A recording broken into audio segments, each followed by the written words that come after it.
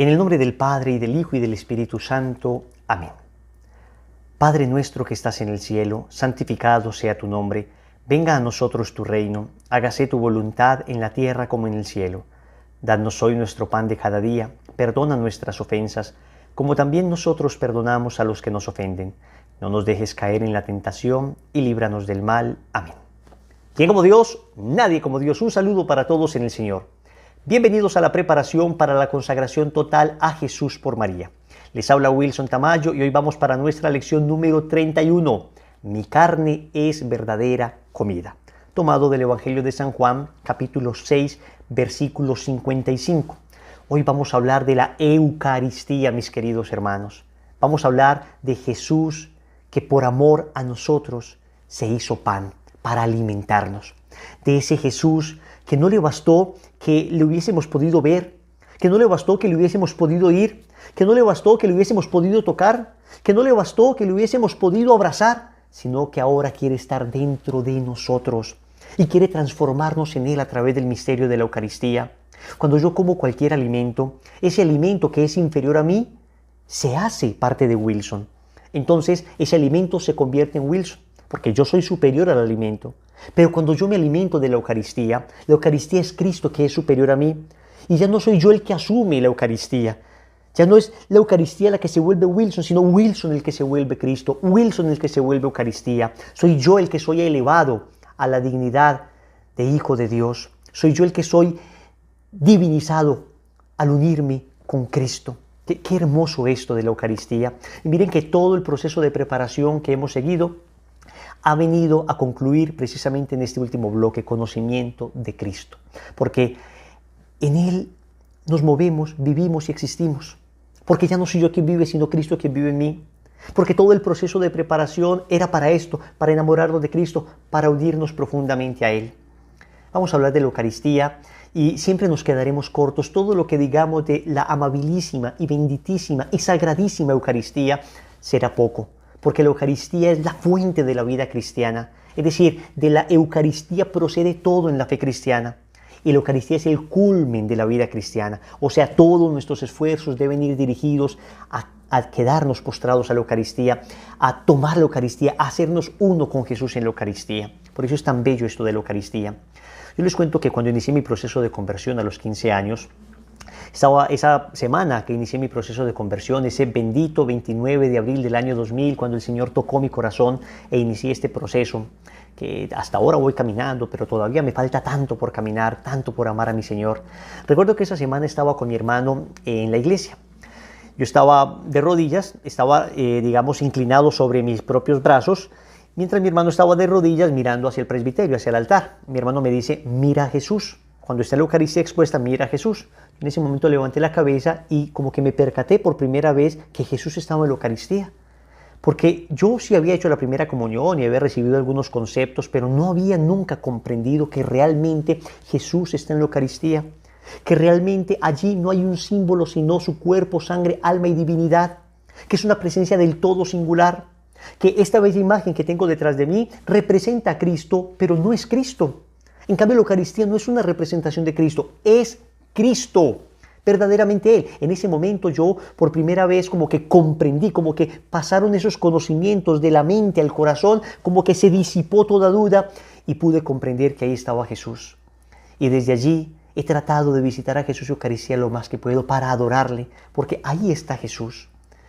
Y lo ha confirmado el Señor con tantos milagros. Un milagro sobre otro milagro, porque ya el hecho de que a través del misterio de la transubstanciación, cuando el sacerdote impone las manos sobre el pan y el vino y pronuncia las palabras de la consagración, ocurre ese gran milagro donde cuerpo y sangre de Cristo vienen. Y ya no es pan y vino, sino que se transubstancia. Es decir, a partir de ese momento ocurre un milagro maravilloso. Parece pan, parece vino, pero ya es el cuerpo, sangre, alma y divinidad de nuestro Señor Jesucristo allí. Y entonces a través de los milagros eucarísticos, que yo digo que es un milagro sobre otro milagro, porque ya es el milagro de convertir el pan y el vino, y luego ese milagro se convierte en otro milagro cuando el Señor, a través de manifestaciones realmente impresionantes, confirmadas por la ciencia, yo les invito para que busquen todos los estudios del doctor Ricardo Castañón, un exateo que precisamente se dedicó después de su conversión a estudiar milagros eucarísticos y con datos tremendamente científicos muestra cómo en realidad ocurren unos verdaderos milagros tremendos con la Eucaristía.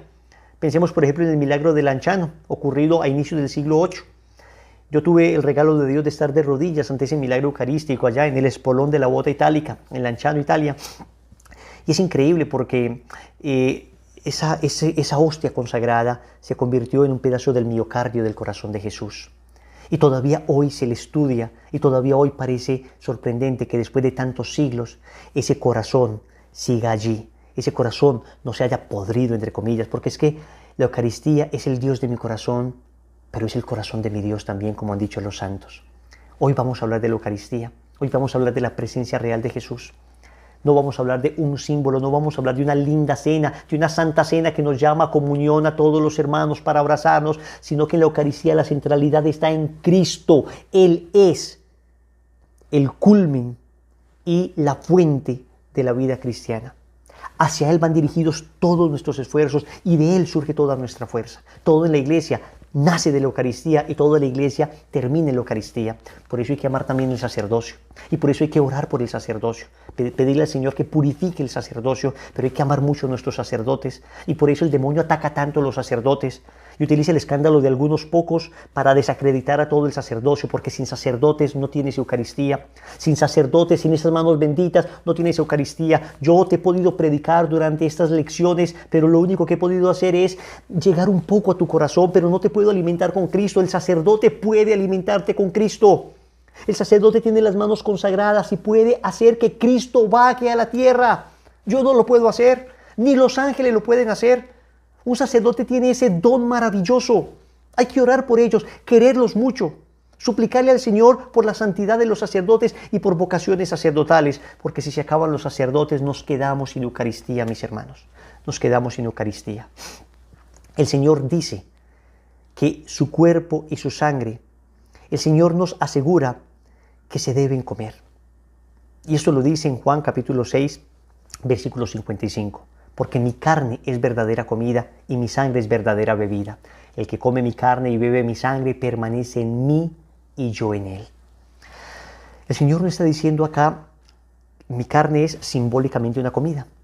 El Señor no está diciendo, mis palabras son como un alimento. No, no, no. Mi carne es verdadera comida. O sea, cuando el Señor dice que algo es verdadero, está sustrayendo todo uso simbólico de esa palabra. A ver, yo tengo acá un libro. Yo puedo decir, hagamos de cuenta que este libro es una guitarra. Yo voy a tocar guitarra. ¿Pero es verdaderamente una guitarra? No. Yo estoy haciendo de cuenta que es una guitarra y les muestro cómo se toca una guitarra, cómo se rasga una guitarra, cómo se tocan las cuerdas, ¿no? Pero cuando yo digo esto es verdaderamente una guitarra, entonces estoy sustrayendo todo uso, digamos, simbólico. Cuando digo que algo es verdaderamente algo, estoy diciendo, acá no estoy hablando de símbolos, esto es así. El Señor dice, mi carne es verdadera comida, o sea, nos tenemos que comer su carne. Mi sangre es verdadera bebida, nos tenemos que beber su sangre. Y esto lo dice en el Evangelio de San Juan capítulo 6. Yo quiero que entendamos que todo el capítulo 6 del Evangelio de San Juan es un capítulo eucarístico. En ese capítulo pasan tres cosas. Primero, Jesús multiplica los panes para mostrar que Él con el pan puede hacer lo que quiera. ¿Cómo multiplicarlo? Miren lo que dice el versículo 11. Tomó entonces Jesús los panes y después de dar gracias los repartió entre los que estaban recostados y lo mismo los peces, todo lo que quisieron. Más de 5,000 personas fueron alimentadas. O sea que el Señor lo primero que hace es demostrar, con el pan puedo hacer lo que quiera, cómo multiplicarlo. Después de esto, Jesús se queda despidiendo a la gente, los apóstoles atraviesan el mar de Galilea en el barco y encuentran a Jesús caminando sobre las aguas en la madrugada que se dirige hacia ellos, el versículo 19. Cuando habían remado unos 25 o 30 estadios, ven a Jesús que caminaba sobre el mar y se acercaba a la barca y tuvieron miedo. O sea que Jesús primero demuestra que con el pan puede hacer lo que quiera, lo puede multiplicar. Después demuestra que con el cuerpo, con su cuerpo puede hacer lo que quiera, puede caminar sobre las aguas, puede caminar sobre las aguas. Después el Señor llegará a Cafarnaúm y ahí hará ese bellísimo discurso del pan vivo, donde dice, vuestros padres comieron el maná en el desierto, pero yo soy el pan vivo bajado del cielo. Y ahí es donde pronuncia esa frase que acabamos de leer: el que come mi carne y bebe mi sangre tiene vida en mí y yo lo resucitaré, porque mi carne es verdadera comida y mi sangre es verdadera bebida. Ahí es que pronuncia eso, ¿ok? ¿Qué pasó cuando Jesús termina este discurso? Que la gente entendió, sí, es algo simbólico, claro. El Señor nos está hablando como cuando nos dijo, por ejemplo, yo soy la luz del mundo. Eso lo dice en Juan capítulo 8, versículo 12. Entonces la gente dijo, sí, Él nos va a quemar. Si nos acercamos, nos va a encandilar. No, yo soy la luz del mundo. Todos entienden que está hablando de manera figurada, de manera simbólica. Mis palabras son luz. Si se acercan a mí, son iluminados espiritualmente, pero no significa que todo está oscuro, llega Jesús y de repente físicamente todo se alumbra. No. En la noche Jesús no alumbraba. En la noche Jesús, como hombre verdadero también que era, dormía tranquilo. Nadie entendía, estrictamente las palabras de Jesús cuando decía, soy la luz del mundo. O cuando decía, yo soy la puerta por donde entran las ovejas. Nadie le veía a Jesús como cara de puerta. No. O cuando decía, yo soy camino, verdad y vida. No todo el mundo sabía que Jesús hablaba de una manera figurada. Pero en cambio, cuando Jesús dijo, mi carne es verdadera comida y mi sangre verdadera bebida, miren lo que pasó. El versículo 60, estamos en el capítulo 6 de San Juan. La gente empezó a decir, qué duro es este lenguaje. ¿Quién puede escucharlo? Qué duro es este lenguaje. ¿Quién puede escucharlo? Y dice el versículo 66, desde entonces muchos de sus discípulos se volvieron atrás y ya no andaban con él. Acababa de pasar, el hecho que más fama podría traer humanamente a Cristo. Les estaba dando pan.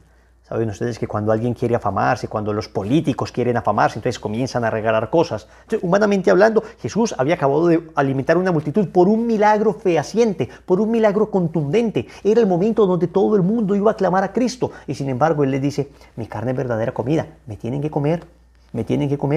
En la cúspide, de su gloria humana, en la cúspide de su ministerio humano, donde todo el mundo ya estaba maravillado porque es capaz de alimentar multitudes, ahí el Señor lanza esta perla, me tienen que comer, mi carne es verdadera comida, mi sangre es verdadera bebida. Y el Señor, después de que muchos discípulos se van, mira a los apóstoles y les dice, ¿también ustedes se quieren marchar? Juan capítulo 6, versículo 67. Y Pedro le dice, ¿a quién iremos, Señor, si solo tú tienes palabras de vida eterna? Óyeme bien. Para entender la Eucaristía se necesita afinar el oído para comprender palabras de vida eterna. Si nosotros estamos solamente pegados de la palabra humana, si nosotros estamos solamente pegados de lo meramente humano, no comprendemos la Eucaristía. No vamos a entender por qué una persona se postra 2 y 3 horas ante una capilla, en una capilla de adoración del Santísimo, ante la presencia real de Jesús en la Eucaristía. Nos parecerá que está perdiendo el tiempo, que debería hacer obra de caridad, que debería en ese momento dedicarse a predicar. ¿Cómo va a perder 2 horas ahí frente a un pedazo de pan? Eso diría una persona que no sabe escuchar palabras de vida eterna, que solamente escucha palabras humanas, palabras carnales. Pero quien escucha palabras de vida eterna, entonces ve en la Eucaristía el cuerpo, sangre, alma y divinidad de Cristo, como efectivamente está. No estoy diciendo que dependa de nuestra percepción que esté o no esté. Él está ahí. Y el que no está habituado a ver a Jesús en lo que parece un pan, no se acostumbrará a ver almas en lo que parecen solamente cuerpos. Es decir, no aprenderán a evangelizar. La evangelización se logra de rodillas ante Jesús y Eucaristía. Así lo han logrado todos los santos. ¿Y en qué momento el Señor instituyó entonces ese sacramento bellísimo en la última cena? ¿En qué momento el Señor se quedó con nosotros para siempre en las especies del pan y el vino? En la última cena. Tomado del Evangelio de San Mateo, capítulo 26, versículos 26 y 27. Mientras estaban comiendo, tomó Jesús el pan, lo bendijo, lo partió y dándoselo a sus discípulos dijo, tomad, comed, este es mi cuerpo. Tomó luego una copa y dadas las gracias, se las dio diciendo, bebed de ella todos, porque esta es mi sangre de la alianza, que es derramada por muchos para el perdón de los pecados. Mis hermanos, Él no dijo, esto significa mi cuerpo, esto es como mi cuerpo. Dijo, esto es mi cuerpo, el que deben comer. Y eso es lo que celebramos nosotros en cada misa, es lo que sucede en cada Eucaristía. Cuando uno comprende esto, entonces uno sabe que va a ir a la Eucaristía por Jesús. Poco importa entonces que el sacerdote sea muy entretenido o muy poco entretenido para predicar. Poco importa que el sacerdote sea un experto orador o un sacerdote que en su ancianidad ya ni se le entiende muy bien lo que pronuncia. no hemos entendido que a quien vamos allí a ver es a Cristo, a quien vamos a comulgar es a Cristo, y aún ese sacerdote sencillito que de pronto no tiene una tremenda elocuencia para conquistar multitudes, tiene el don de confeccionar la Eucaristía con sus benditas y sagradas manos. Un don que yo no tengo, un don que ni los mejores predicadores laicos del mundo tienen. Y ese sacerdote sencillo tiene ese don. Tiene el don de traer a Cristo. Entonces, vamos a la Eucaristía a entretenernos. No, vamos a la Eucaristía a comulgar a Cristo. A comulgar a Cristo. Ahora bien, la Eucaristía los cristianos la celebramos desde el inicio del cristianismo, el día domingo. Y quiero que entiendan muy claramente que para nosotros el domingo no es un día cualquiera. Para nosotros el domingo es el día del Señor. De hecho, si ustedes notan, los nombres de la semana nuestros conservaron los nombres paganos. El lunes en honor a la luna, el martes en honor a Marte, el miércoles en honor a Mercurio, jueves en honor a Júpiter, viernes en honor a Venus, sábado en honor a Saturno. Y los antiguos romanos, el domingo, que es el primer día de la semana, lo llamaban simplemente el día del sol, pero los cristianos le cambiaron ese nombre y empezaron a llamarlo Dies Dominicus, día del Señor. Dominicus en latín es Señor. Domingo es día del Señor. Óyeme, el domingo es el día del Señor y es el primer día de la semana. El primer día laboral es el lunes para nosotros, pero el primer día de la semana es el domingo. Es el domingo. Se dan cuenta ustedes que en el libro del Génesis el Señor descansó el séptimo día. El séptimo día, el Shabbat, el día de descanso. Pero el primer día, el domingo. ¿Y por qué celebramos nosotros el domingo y no el sábado como los judíos en el Antiguo Testamento? Porque los judíos celebraban dos cosas en el sábado. Celebraban la conclusión de la nueva creación, el día de descanso, y celebraban la liberación del pueblo de Israel de la esclavitud de Egipto.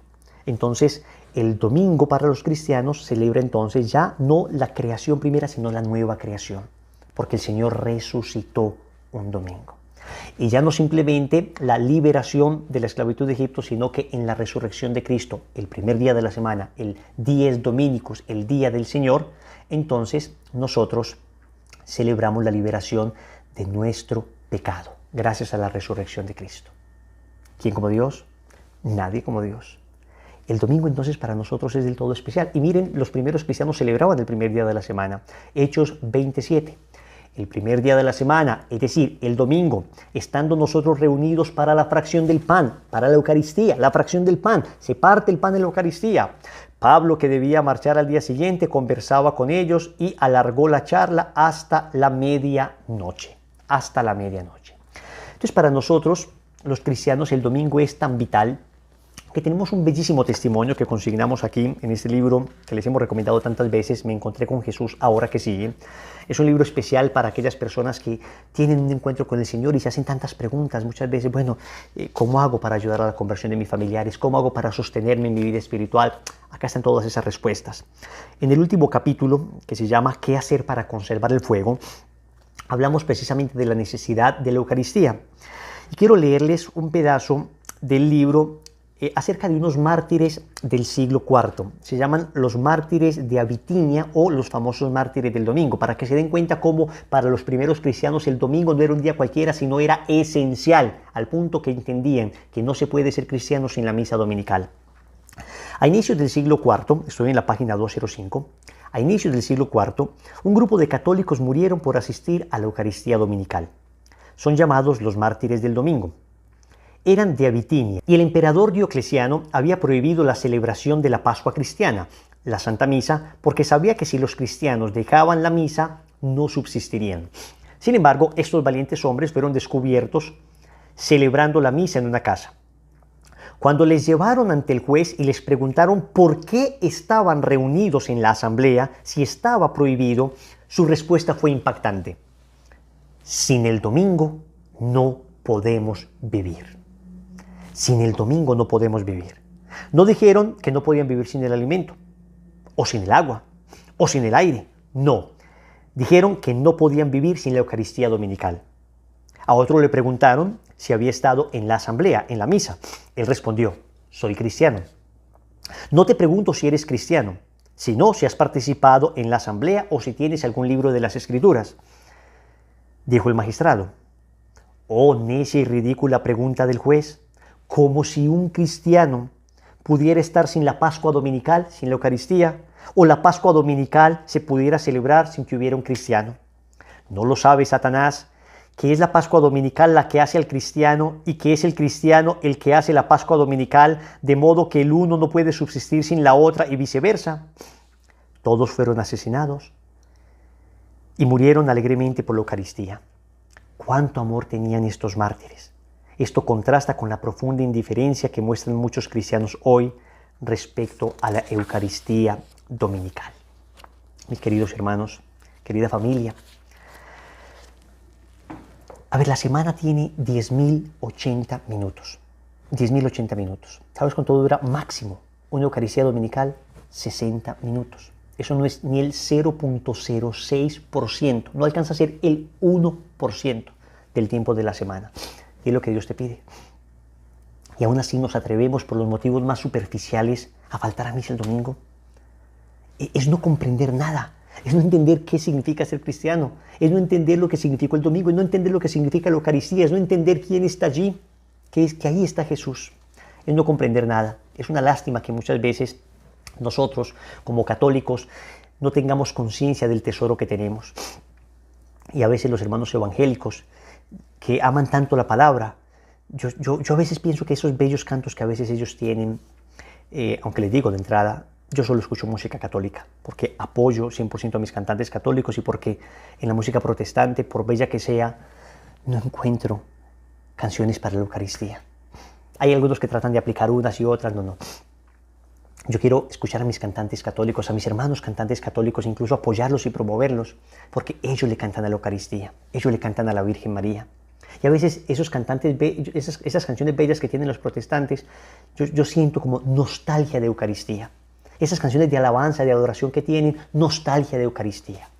A ellos les pasa lo de los discípulos de Emaús. ¿Se acuerdan que los discípulos de Emaús iban caminando de Jerusalén, camino de Emaús, y se encontraron con Jesús en el camino el día de la resurrección? Y recuerdan que el Señor les empezó a explicar las Escrituras y a ellos les ardía el corazón. Pero en cambio, cuando se sentaron con Él en la fracción del pan, lo pudieron reconocer. Fue en la Eucaristía donde le pudieron reconocer. A mis hermanos protestantes les arde el corazón escuchando la palabra, pero a ti y a mí no solo nos arde el corazón escuchando la palabra, sino que lo podemos reconocer en la Eucaristía. El famoso apologista Scott Hahn, un apologista estadounidense maravilloso, dice: los hermanos protestantes tienen el menú, la palabra, pues nosotros tenemos menú y cena. Y cena, nos comemos a Cristo en la Eucaristía. Esto, repito, es lindísimo. Esto viene precisamente desde el Antiguo Testamento. Recuerden ustedes que en la Antigua Alianza los judíos celebraban la Pascua. Esto está en Éxodo capítulo 12, versículos del 1 al 23. Y en la Pascua ellos se comían un cordero. Moría el cordero y se lo comían. Pues para nosotros el cordero es Cristo y también nos comemos el cordero. Por eso Juan Bautista no duda en llamar a Jesús el Cordero de Dios que quita el pecado del mundo, remitiendo al Cordero de la Pascua. Y como los judíos en la antigua Pascua veían el sacrificio del Cordero y se comían el Cordero, nosotros estamos en el sacrificio del nuevo Cordero, del Cordero de Dios que quita el pecado del mundo, y nos comemos el Cordero. Cristo es el Cordero de Dios y nos comemos el Cordero. Tanto tendríamos que hablar de la Eucaristía, tanto tendríamos que decir de la Eucaristía. Yo quisiera leerles una frasecita de San Juan Crisóstomo, porque muchas veces uno diría: qué rico que se me apareciera Jesús. ¿Qué haría yo si viera a Jesús? ¿Qué le pediría? Pues miren lo que dice San Juan Crisóstomo.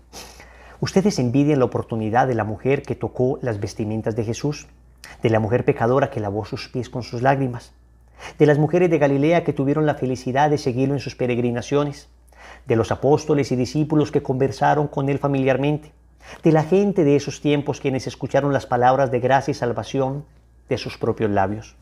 Ustedes llaman felices a aquellos que lo miraron, mas vengan ustedes al altar y lo podrán ver, lo podrán tocar, le podrán dar besos santos, lo podrán lavar con sus lágrimas, lo podrán llevar con ustedes igual que María Santísima, a través del misterio de la Eucaristía. Esto es lindísimo, porque nosotros no creemos simplemente que la Eucaristía sea Dios que se hace pan para que esté ahí, para que le adoremos. Él nos dijo que lo comulgáramos.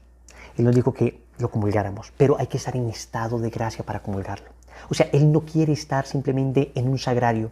Él quiere estar en el sagrario de tu corazón. Él no quiere estar en las 4 paredes frías de un sagrario. Él anhela estar en tu alma. Tú eres el sagrario en el que Jesús quiere estar. Tu corazón es el sagrario en el que Dios quiere habitar. En ti quiere estar a través de la comunión. Pero para eso necesitamos, antes de unirnos con su cuerpo en la Eucaristía, debemos unirnos con su alma en la gracia. Debemos tener un alma en gracia de Dios. Porque cuando se comulga en pecado, sucede lo que dice el apóstol San Pablo. Lo dice con claridad en la primera carta a los Corintios, capítulo 11, versículo 29. El que come y bebe indignamente el cuerpo y la sangre del Señor, come y bebe su propia condenación. Entonces, lo primero que necesitamos nosotros es estar en gracia de Dios para que la Eucaristía sea vida para nosotros y no condenación. Quien come y bebe el cuerpo y la sangre del Señor indignamente, come y bebe su propia condenación. Que no sea condenación para nosotros, que sea vida eterna, que sea vida eterna. Entonces lo primero es estar en gracia de Dios. Lo segundo es guardar el ayuno eucarístico de 1 hora antes de comulgar. Si yo sé que voy a comulgar a las 6:30 de la tarde, entonces hasta las 5:30 de la tarde puedo comer. 1 hora antes de comulgar no como nada, como para preparar mi corazón, incluso mi cuerpo, a recibir a Jesús Eucaristía. Es necesario guardar el ayuno eucarístico. Antes era un ayuno prolongadísimo, la Iglesia lo ha reducido a la mínima expresión, 1 horita antes de comulgar. Y después de que comulguemos, hay que hacer actos de adoración. Después de que comulguemos, quedarnos adorando a Jesús, conversando con Él. Santa Teresa de Ávila dice que es el mejor momento para hablar de empresas con el Señor. O sea, para hablar de tus cosas, para adorarle, para glorificarle, y no solo para pedirle. No solo para pedirle. Sucedió un hecho bastante curioso que se narra en la vida de San Felipe Neri, que él veía que una persona comulgaba y después de la comunión salía inmediatamente de la iglesia. Entonces San Felipe Neri le pidió a 2 monaguillos que tomaran 2 cirios, y cuando ese señor salió, los monaguillos se fueron detrás de él y lo siguieron.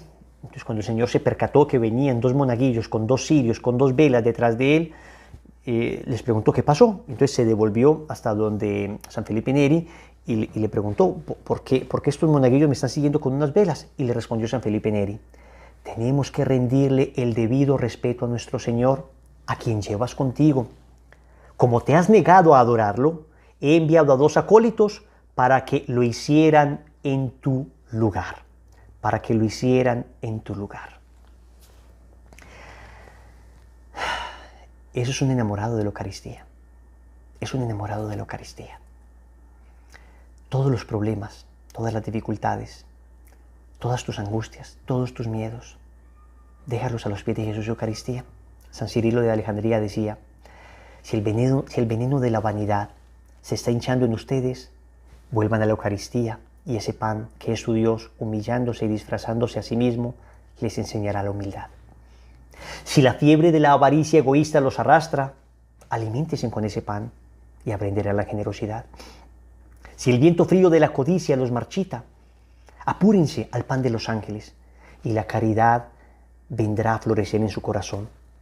Si sienten la comezón de la intemperancia, nútrasen con la carne y la sangre de Cristo, quien practicó un autocontrol heroico durante toda su vida en la tierra, y ustedes se volverán temperantes, o sea, se volverán regios, firmes.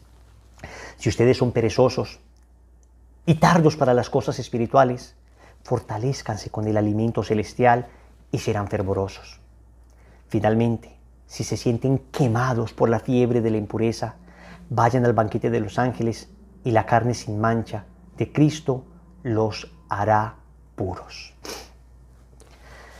No hemos podido vencer nuestros vicios y nuestros pecados porque no nos hemos postrado ante Jesús Eucaristía más tiempo. No hemos podido salir de esa dificultad porque nos ha faltado tiempo de adoración eucarística. Wilson, es que yo no sé qué decirle a Jesús en la Eucaristía.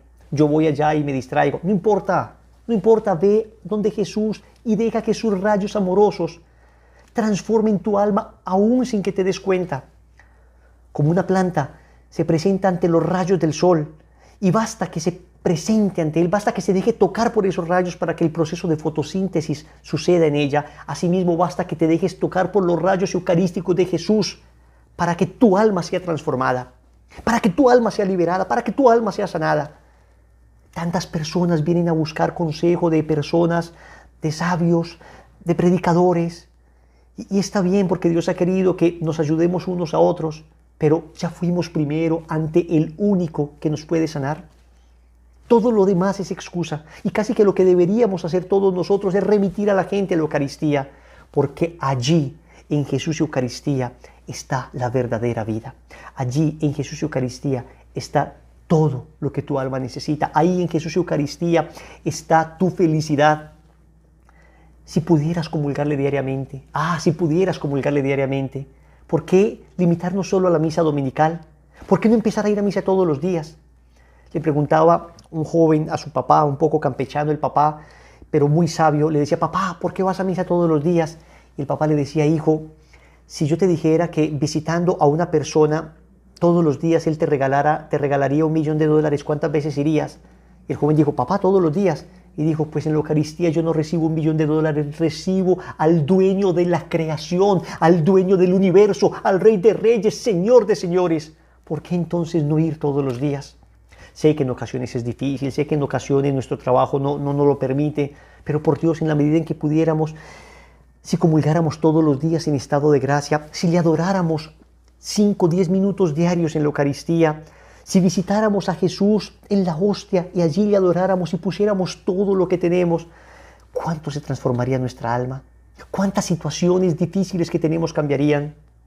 Y cuando tienes dificultades económicas, ¿ya vas primero al banco o vas primero donde Jesús y Eucaristía? Y cuando tienes dificultades de amor en tu corazón, ¿llamas primero a algún amigo o vas primero donde Jesús y Eucaristía? Y cuando estás deprimido y solo, ¿pones en tu estado de Facebook que estás deprimido y solo o vas donde Jesús y Eucaristía? ¿Por qué ir donde aquellos que no nos pueden sanar en primer lugar? ¿Y por qué no ir en primer lugar al único que nos puede sanar y liberar? Los otros, claro, vendrán después como medio. Jesús mismo en la Eucaristía te indicará hacia dónde dirigirte, pero ve primero a Jesús Eucaristía, ve primero a Cristo en la Eucaristía. Quisiera que termináramos con una bellísima oración. Qué bien se está contigo, Señor, junto al sagrario. Esta oración es una oración que expresa muy bien que solo en Él encontramos esa felicidad que estamos buscando. Te estoy dando el secreto para ser feliz. Visita diario a Jesús en la Eucaristía. Créeme, ese alimento de vida eterna te dará vida. La oración dice: qué bien se está contigo, Señor, junto al sagrario. Qué bien se está contigo. ¿Por qué no vendré más? Hace ya muchos años que vengo a diario y aquí te encuentro siempre, amor solitario, solo, pobre, escondido, pensando en mí quizás. Tú no me dices nada, ni yo te digo nada. Si tú lo sabes todo, ¿qué voy a decirte? Sabes todas mis penas, todas mis alegrías. Sabes que vengo a verte con las manos vacías y que no tengo nada que te pueda servir. Siempre que vengo a verte, siempre te encuentro solo. ¿Será, Señor, que nadie sabe que estás aquí? No sé, pero sé en cambio que aunque nadie viniera, aunque nadie te amara ni te lo agradeciera, aquí estaría siempre esperándome a mí. ¿Por qué no vendré más? ¡Qué ciego estoy, qué ciego! Si sé por experiencia que cuando a ti me llego, siempre vuelvo cambiado, siempre salgo mejor. ¿A dónde voy, Dios mío, cuando mi Dios no vengo? Si tú me esperas siempre, si a ti siempre te tengo, si jamás me has cerrado las puertas de tu amor. Por otros se recorren a pie largos caminos, acuden de muy lejos cansados peregrinos y pagan grandes sumas que no han de recobrar. Recorremos caminos para ir donde alguien que me aconseje, por otros recorremos largos caminos. Por ti nadie pregunta, de ti nadie hace caso. Si alguna vez te visitan, es solo así de paso, rapidito. ¿A aquí eres tú quien paga si alguno quiere entrar. Por otros pagamos, pero cuando tú entras, Jesús te paga, es decir, Él te da todo. ¿Por qué no vendré más si sé que aquí a tu lado puedo encontrar, Dios mío, lo que tanto he buscado? Mi luz, mi fortaleza, mi paz, mi único bien. Si jamás he sufrido, si jamás he llorado, Señor, sin que llores conmigo tú también. ¿Por qué no vendré más, Jesucristo bendito? Si tú lo estás deseando, si yo lo necesito, si sé que no soy nada, cuando vengo aquí, si aquí me enseñaras la ciencia de los santos, como aquí la buscaron y aprendieron tantos, que fueron tus amigos y gozan ya de ti, ¿por qué no vendré más? Si sé yo que tú eres el modelo único y necesario, que nada se hace duro mirándote a ti aquí. El sagrario es la celda donde estás encerrado. Qué pobre, qué obediente, qué manso, qué callado, qué solo, qué escondido. Nadie se fija en ti. ¿Por qué no vendré más, oh bondad infinita, riqueza inestimable que nada necesita y que te has humillado a mendigar mi amor? Ábreme ya esa puerta, sea ya esa mi vida, olvidada de todos escondida. Qué bien se está contigo, qué bien se está, Señor. Amén. Vamos a cantar esta bellísima canción a Jesús Eucaristía, que es escondido en el pan. En cada misa Nuestra Señora está postrada con nosotros ante Jesús. Incluso, lo dicen en muchas apariciones, más real en la Eucaristía nuestra Madre que en muchas apariciones. Por eso, con nuestra Madre, con ella a nuestro lado, cantemos: tan solo una mirada me bastó para quedarme enamorado, mi Señor. Jesús, Eucaristía, yo te ofrezco el alma mía, mi blanquito y redondito pan de amor. No entiendo cómo lo pudiste hacer. Has encerrado la grandeza de tu ser. No te has quedado en plata ni oro, sino escondido estás, tesoro, en el pan del que podemos comer. Estás allí, lo creo, mi Señor. Eucaristía, milagro de amor. Estás allí, lo creo, mi Señor. Eucaristía, milagro de amor. La noche en que te iban a entregar, te reuniste con los tuyos a cenar. Y en esta última cena te quedaste en la patena para nutrir a esta pobre humanidad. Comed y bebed todos de él. Este es mi cuerpo, esta es mi sangre de verdad. Ya no es solo un signo, es el Cordero digno de expiar ante el Padre Celestial. Estás allí, lo creo, mi Señor. Eucaristía, milagro de amor.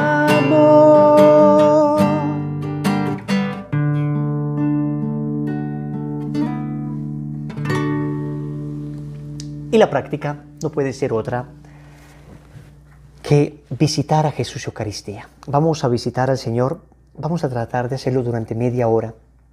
Ojalá todas las semanas, pero por lo menos esta semana.